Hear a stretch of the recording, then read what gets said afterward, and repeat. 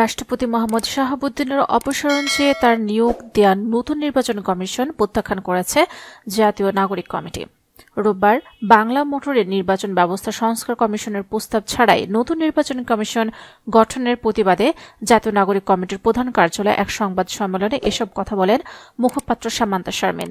তিনি বলেন, আওয়ামী লীগ আমলে প্রণীত বিতর্কিত প্রধান নির্বাচন কমিশনার ও অন্যান্য নির্বাচন কমিশনার নিয়োগ আইন 2022 এর অধীনে নতুন কমিটি গঠন করা হয়েছে।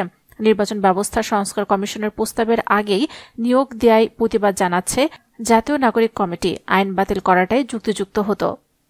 মুখপাত্র আরও বলেন, নতুন সার্চ কমিটি গঠিত হয়ে যাওয়ার নির্বাচন ব্যবস্থা সংস্কার কমিশনের আইনটি বদলের পক্ষের যে ইচ্ছা সেটাও প্রশ্নবিদ্ধ হচ্ছে।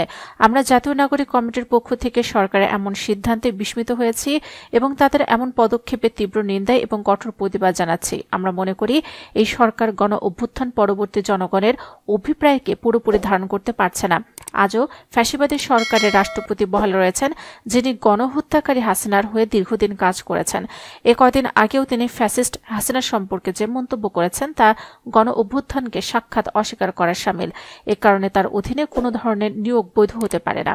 আমরা জাতীয় নাগরিক কমিটির পক্ষ থেকে অবৈধ রাষ্ট্রপতির অধীনে ফ্যাসিস্ট আইন কাঠামোয় গঠিত নির্বাচন কমিশন প্রত্যাখ্যান করছি এবং অবিলম্বে নির্বাচন কমিশন সহ আইনটি বাতিল করে নতুন আইনের ভিত্তিতে একটি নিরপেক্ষ ও অবিতর্কিত নির্বাচন কমিশন গঠনের জোর দাবি জানাচ্ছি।